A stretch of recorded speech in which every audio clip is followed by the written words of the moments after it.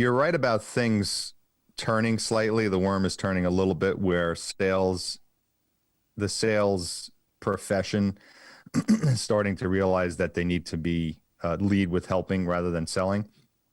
But still predominantly the training and the way people approach customers is I'm here to sell you.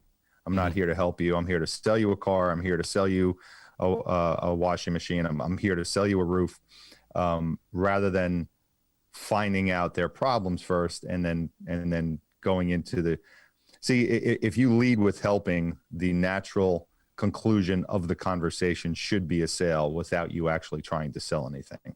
And that's kind of the genesis of my book, is the 7 secrets to selling more by selling less. Stop selling and start helping.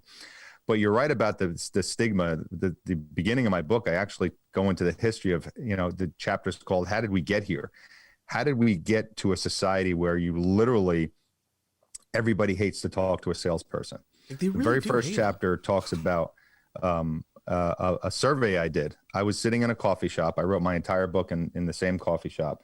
But before I wrote it, I was sitting there, and everyone that walked in for a 2-week period, or then when I was there, I asked them this one question. The question was, hey, can I ask you a question? They were like, sure. I'm taking a survey. Do you like meeting with or talking with a salesperson? And I stopped at 267 people because all 267 people said no. Wow. There was not one person that said yes, or not even a maybe or like sometimes. Every single person pretty much emphatically said, hell no, I don't want to talk to a salesperson. and I was like, why is this? Why did we get here? And when you do the research and you find out that sales was from the charlatan days of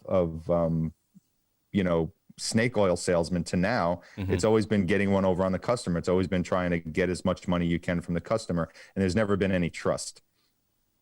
So what I talk about is, how do you become the anti-salesperson? How do you become the salesperson that people actually want to talk to?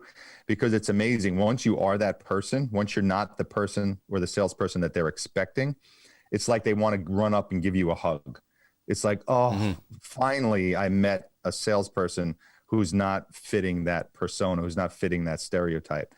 And then when you become that, you're not only going to make the sale, but they're going to tell all their friends, their family. I met a car salesman who doesn't act like a car salesman. You got to go get your cars from him.